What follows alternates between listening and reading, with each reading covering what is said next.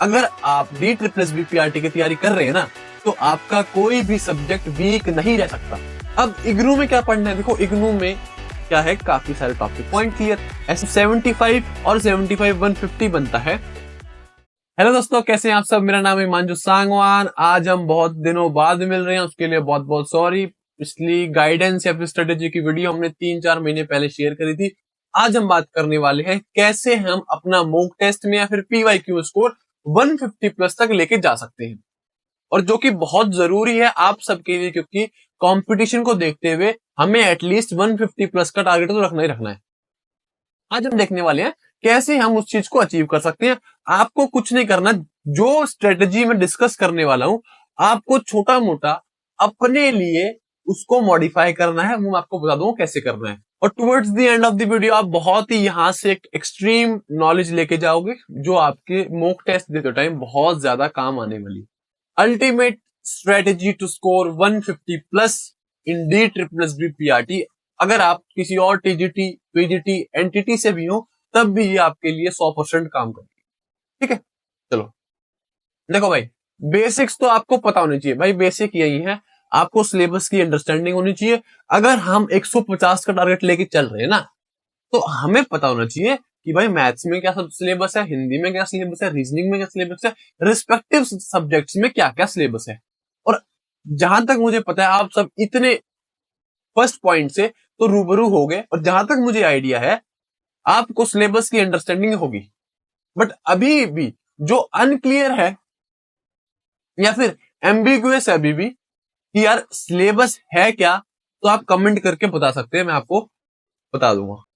Second point है study plan. आपके पास एक बहुत ही अच्छा ऑर्गेनाइज स्टडी प्लान होना चाहिए। थर्ड पॉइंट है stay positive through out the journey. ये जर्नी जो प्रिपरेशन की होती है वो बहुत ही स्ट्रगल भरी होती है, और उसमें काफी सारे हमें सेटबैक्स देखने को मिलते हैं। हमारा एक मेन काम है बस पॉजिटिव रहने का, खुश रहने का। भाई जो भी होगा देख लेंगे, ये इस माइंडसेट से रहने का। और एक सबसे जरूरी पॉइंट यही है कि भाई हमें कम से कम दिन के 6 घंटे तो पढ़ना ही पढ़ना है। कम से कम 6 घंटे, ज्यादा से ज्यादा आप कितने पढ़ो, 8 10 12, पर एटलीस्ट 6 आवर्स। अगर आपकी तैयारी अच्छी टॉप नॉच लेवल की है तब भी आपको 6 घंटे पढ़ना है। अभी मीडियम लेवल पे चल रही है तब भी एटलीस्ट 6 घंटे पढ़ना है। अभी हम बात करने वाले हैं पार्ट ए के बारे में। पार्ट ए में हमारा जो टारगेट होना चाहिए वो होना चाहिए 75। देखिए हमारे पास पार्ट ए में ये 5 सब्जेक्ट है, ये आप सबको पता है। अब करना क्या है, देखो जीके जीके सबकी ऑलमोस्ट ऑलमोस्ट सेम है। अगर आपको लग रहा है ना मेरे जीके में कम मार्क्स आ रहे हैं, भाई जीके सबकी ऑलमोस्ट सेम है। तो जीके में आप बिल्कुल भी डरने की जरूरत नहीं है। अभी बात करते हैं इसके बारे में, ठीक है। अभी हम डाउन टू आ चुके हैं 4 सब्जेक्ट्स। अभी हम डाउन टू आ चुके हैं कितने सब्जेक्ट्स पे? 4 सब्जेक्ट्स पे। इनके बारे में बात करते हैं। देखो जो 4 सब्जेक्ट्स हैं, रीजनिंग, मैथ्स, हिंदी, इंग्लिश, आपको इनमें से ये आइडेंटिफाई करना है कि भाई इन 4 सब्जेक्ट्स में से मेरे स्ट्रॉन्ग सब्जेक्ट्स कौन से हैं। स्ट्रॉन्ग सब्जेक्ट्स का मतलब है कि आपके उन सब्जेक्ट्स में 20 में से 17 प्लस तो आएंगे ही आएंगे। मैं 17 की यहां बात नहीं कर रहा हूं, मैं बात कर रहा हूं 17 प्लस की। समझ गए? कहने का मतलब ये, जैसे मैंने मान लिया कि मेरे रीजनिंग और हिंदी स्ट्रॉन्ग है, मेरे उन 40 नंबर में से भाई 35 प्लस तो आने ही आने चाहिए। बात क्लियर? कोई दिक्कत? भाई मैथ और रीजन सॉरी हिंदी और रीजनिंग जो मेरे स्ट्रॉन्ग सब्जेक्ट्स हैं, उसमें मेरे 35 प्लस तो आने आने चाहिए। अगर आप DSSB PRT की तैयारी कर रहे हैं ना, तो आपका कोई भी सब्जेक्ट वीक नहीं रह सकता।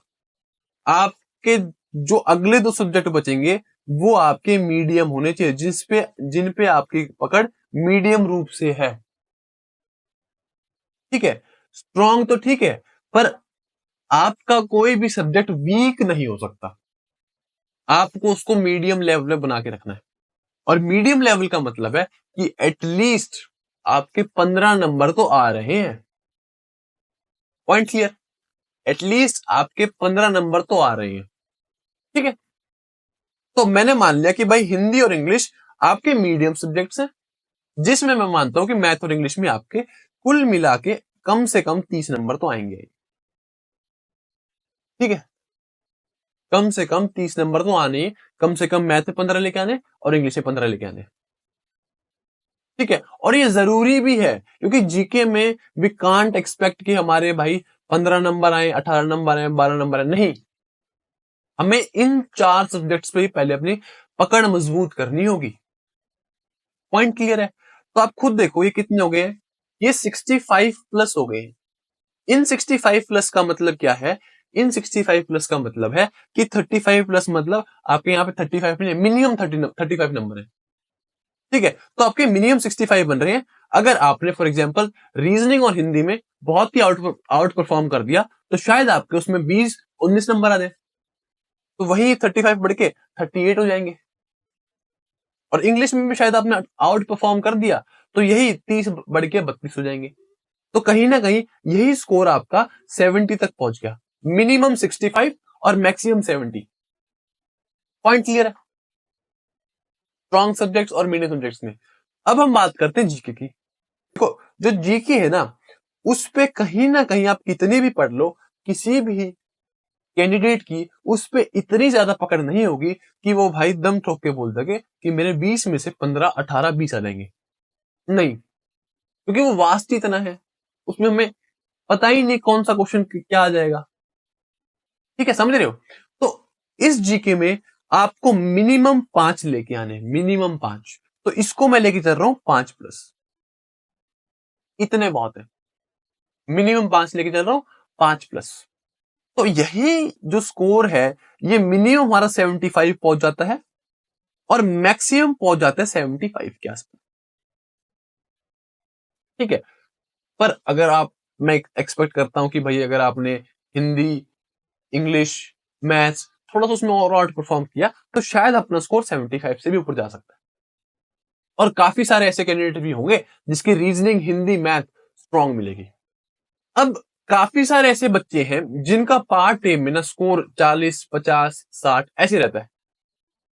उनमें कमी क्या आ रही है? उनमें कमी यही आ रही है कि पहले तो आपको सब्जेक्ट्स अपने आइडेंटिफाई करने हैं। यार हिंदी में मेरे 14-15 आ रहे हैं तो इसको, ये सब्जेक्ट आसान है, मैं इसको आराम से अपना स्ट्रॉन्ग सब्जेक्ट बना सकता हूं। उसमें मेहनत करो, पर्यायवाची पढ़ो, विलोम शब्द पढ़ो, तत्सम तद्भव पढ़ो, जो जो भी हो सकता है वो पढ़ो। अगला रीजनिंग, भाई रीजनिंग में मेरे 14-15 आ रहे हैं, इसको भी मैं स्ट्रॉन्ग बना सकता हूं। कुछ नहीं करना, रेगुलर प्रैक्टिस करनी है।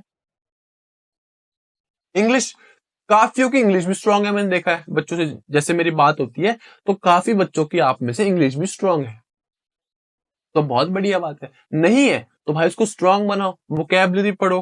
कहां से? यूट्यूब से, यूट्यूब पे जयदीप सर करवा रहे हैं, वहां से पढ़ो।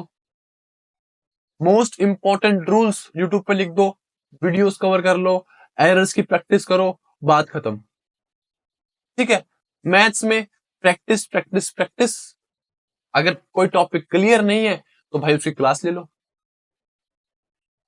ठीक है, तो भाई ऐसे ही बनेगा। अगर आप कोई शॉर्टकट समझ रहे हो कि मैं 100 से एकदम से 75 पहुंच जाऊंगा ना, उसका शॉर्टकट नहीं है। अगर अभी आपके 50 नंबर बन रहे हैं ना, तो मतलब अभी आपके सिलेबस के काफी सारे कंसेप्ट ऐसे हैं जो आपने कवर नहीं किए।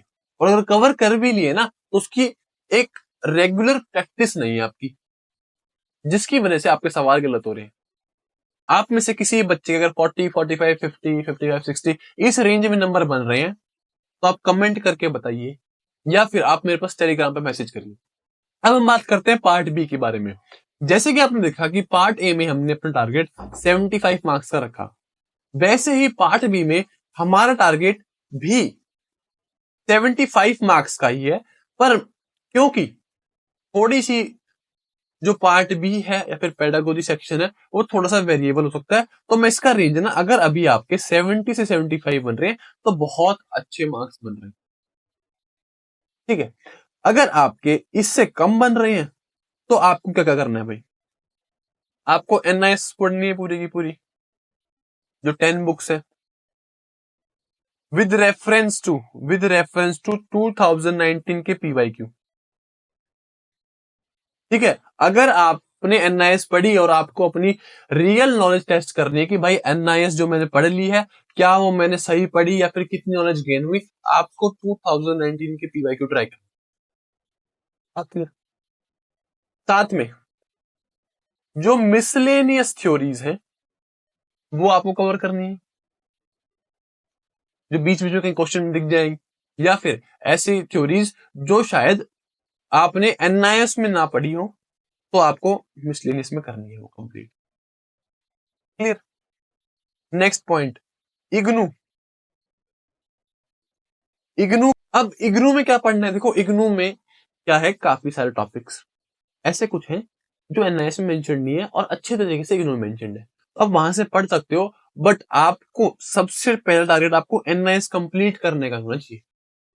आपको इग्नू की बुक्स पर नहीं, अगर ये देखो हो पाई तो ठीक है, नहीं हो पाई तो काम भी चल जाएगा इनके बिना। ठीक है, इसमें आपको ब्लॉक्स बता देता हूँ, BES 121 एंड 123 पढ़ सकते हो, इंपॉर्टेंट है। ठीक है, तो ये पढ़ सकते हो। जिनका भी स्कोर 70-75 से नीचे बैठ रहा है उसको एनआईएस, मिसलेनियस, इग्नू, ये सारी चीजें करनी है। Point clear. तो 75 और 75 150 बनता है, प्लस हमें 4-5 नंबर नॉर्मलाइजेशन में इंक्रीज होते ही होते हैं, तो वहां पे हम वो मान लेते हैं। ठीक है, तो एट द एंड हमारा स्कोर 150 प्लस पहुंच चुका है। ठीक है, अगर नॉर्मलाइजेशन जोड़ देंगे तो उससे ऊपर ही पहुंचेगा। देखो एनआईएस पढ़नी बहुत ही बोरिंग है, मुझे पता है, काफी लोगों से पढ़ी नहीं जाती। ठीक है, देखो अगर आपसे पढ़ी जा रही है तो बहुत बढ़िया, कोई भी प्रॉब्लम नहीं है। बट अगर नहीं पढ़ी जा रही या फिर उसमें समझ नहीं आ रहा तो you can join pedagogy special. इसमें हमने ऑलरेडी एनआईएस ऑलमोस्ट 105 क्लासेस में कंप्लीट कर लेंगे। 105 क्लासेस में हम एनआईएस पूरी की पूरी कंप्लीट कर लेंगे। ठीक है, अभी तक 101 क्लासेस हो चुकी हैं कंप्लीट, ओवर सारी 1 घंटे से ऊपर की है। एक एक ब्लॉक को, एक लाइन को हमने बारीकी से देखते हुए पढ़ा है। अगर आपसे एनआईएस नहीं पढ़ी जा रही तो आप बेफिक्र होके वो ज्वाइन कर सकते। ठीक है, तो अब आपको क्या करना है, देखो अब आपको बिल्कुल ही कंसिस्टेंट रह के बहुत ही ईमानदारी के साथ मेहनत करनी है, और जितना भी ये स्कोर मैंने आपको एक बार एनालाइज तोड़ के दिखाया है तो उसको आपको अचीव करने का प्रयास करना है। इसके अलावा कोई भी प्रॉब्लम आती है, आप कमेंट सेक्शन आप लोगों के लिए खुला है, आप कमेंट करके बता सकते हैं, प्लस मेरे पास टेलीग्राम पे मैसेज कर सकते हैं। ठीक है, तो चलिए दोस्तों, आज की वीडियो में बस इतना ही। आपसे मिलते हैं अगली क्लास में या फिर अगली वीडियो में। और हाँ, आपको किसी भी टॉपिक से रिलेटेड कोई भी वीडियो चाहिए, कोई भी क्लास चाहिए, फॉर एग्जाम्पल प्याज हो गया, एरिक एरिक्सन हो गया, जो भी है आप कमेंट करके बता सकते हैं, उस पर क्लास आ जाएगी। चलिए दोस्तों, आपसे मिलते हैं अगली वीडियो में, तब तक के लिए जय हिंद, वंदे मातरम, राम राम सभी को, और बहुत ही बढ़िया तैयारी कर दो प्लीज।